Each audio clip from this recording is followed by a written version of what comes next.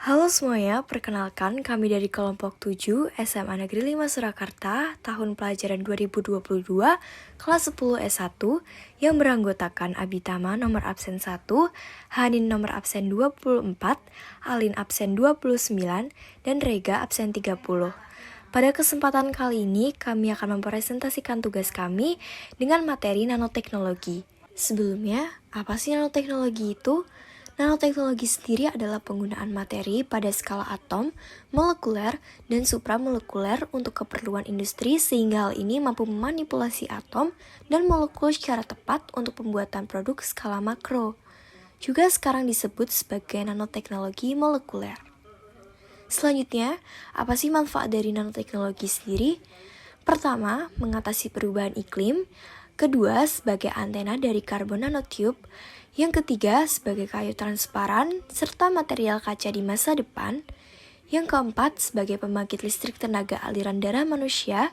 Dan yang kelima, sebagai kemampuan penyembuhan diri. Pertama, mengatasi perubahan iklim.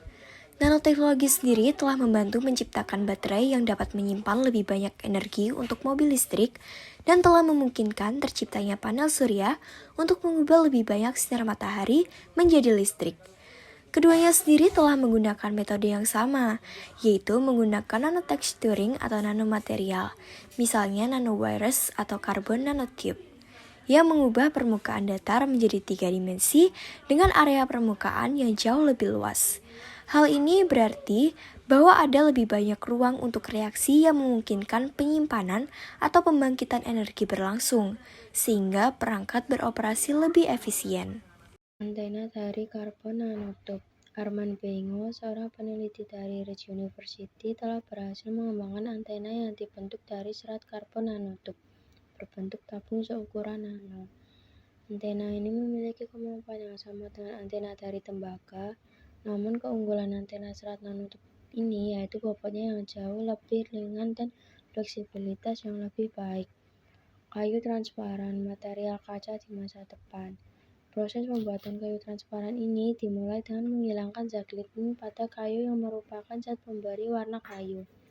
Kemudian menyuntikkan epoxy pada pembuluh kayu untuk menguatkan kayu, membuatnya lebih transparan dan untuk menjaga serat nanoselulosa.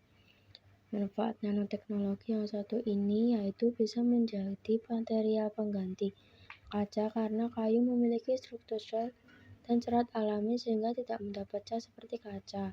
Kayu juga memiliki sifat material yang disebut haze, yang akan membuat cahaya yang menembus kayu transparan ini tidak akan langsung menuju mata, sehingga akan lebih nyaman bila digunakan sebagai material rumah. Pembangkit listrik tenaga aliran darah manusia.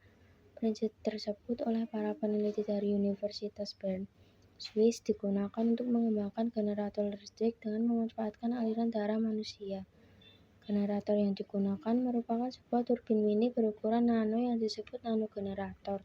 Generator ini dibuat dari bahan fiber. Generator tersebut dipasang pada arteri manusia. Turbin kecil tersebut dapat menghasilkan listrik yang digunakan untuk peralatan yang dipasang pada tubuh manusia, misalnya alat pacu jantung dan sensor tekanan darah.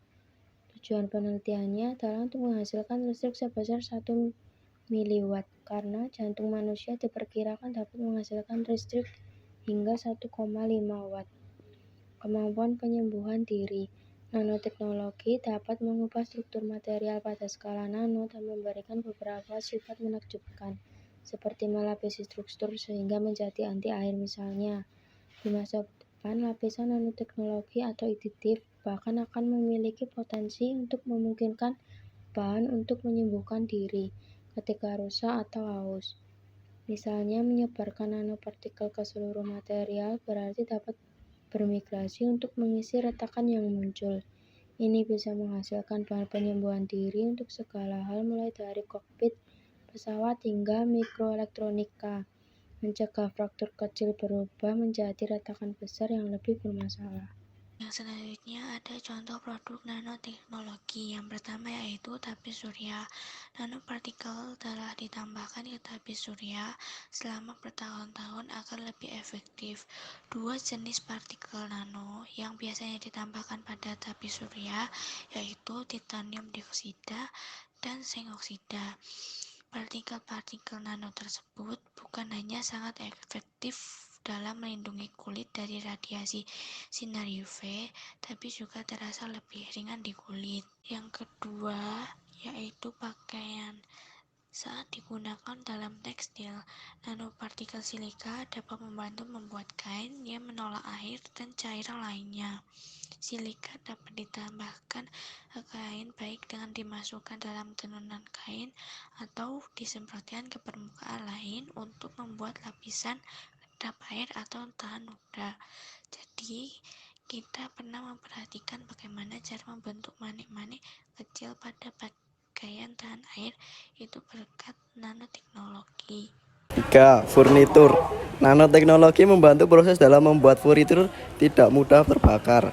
Hal ini dilakukan dengan melapisi busa yang digunakan dalam furnitur berlapis kain nanokarbon. Produsen dapat mengurangi sifat mudah terbakar hingga 35%. 4. Perekat. Nanoteknologi juga dapat digunakan untuk mengoptimalkan perekat. Menariknya, sebagian besar lem kehilangan sifat lengketnya pada suhu tinggi, tetapi lem nano yang kuat tidak hanya tahan suhu tinggi. Lem menjadi lebih kuat saat suhu di sekitarnya meningkat. Yang kelima, pelapis untuk pengecatan mobil. Kita semua tahu bahwa kotoran burung dapat merusak cat mobil. Untuk mengatasi hal ini, sebuah perusahaan bernama NanoRepel telah memproduksi nano coating berperforma tinggi yang dapat digunakan untuk melindungi cat mobil dari kotoran burung.